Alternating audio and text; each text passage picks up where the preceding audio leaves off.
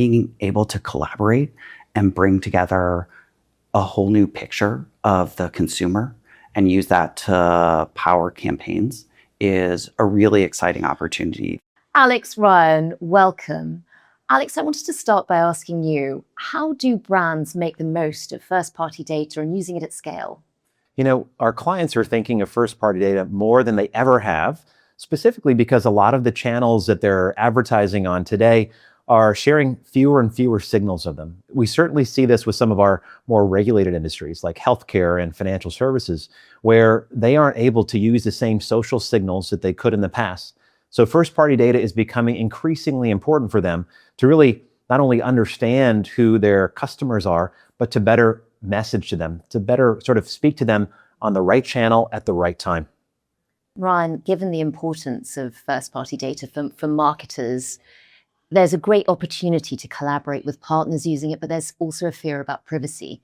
How do clean rooms combat that problem? Yeah. So clean rooms at their heart are aiming to give data set owners control over how their data is used. So with a clean room, you pick the partners you're going to work with, you set the rules for how that engagement is going to function, and then you set the specific rules on how your data can be used. With AWS clean rooms, your data is never leaving your control. It stays in your environment under your control, and it allows aggregate insights to be generated from that data. The real key here is that the results of an analysis on first-party data can be less sensitive than the raw data. So clean rooms let you collaborate without having to share that raw data. There are obviously concerns about privacy, and this is now a new solution towards it. For you, what are you hearing the most from brands? What is their big fear about how much they're able to channel first-party data?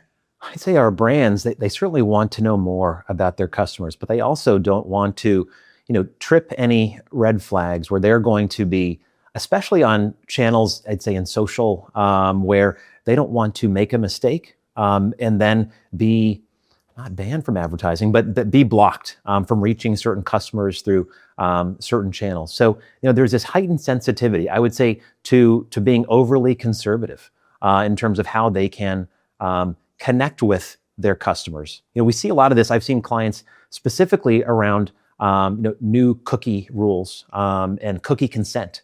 Many of our clients, a huge decrease in the actual number of prospective customers who are actually coming to a site, staying on a site because of the cookie consent barrier that's been put up now. So privacy for them, incredibly important, but I think many clients have been overly conservative, not understanding the lengths to which they should be, I would think, asking for that privacy request.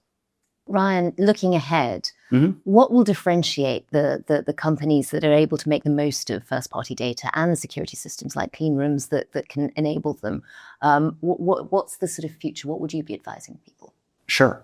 One of the big things is partnerships. So clean rooms solve a security and a privacy problem, but they also open up new opportunities to be able to bring signals from the brand's first-party data, signals from the publisher, signals from partners. So being able to collaborate and bring together a whole new picture of the consumer and use that to power campaigns is a really exciting opportunity that clean rooms open up. The other big thing I'd highlight is being open to not reinventing the wheel. So clean rooms open up new signals, they give you new access to data, but they don't change the fundamentals. So where we see customers really succeeding is where they're able to bring the expertise, the methodologies that they've honed over years, even decades, into a clean room environment. Thank you both for joining us here to talk about the future of first-party data. Thanks for having us.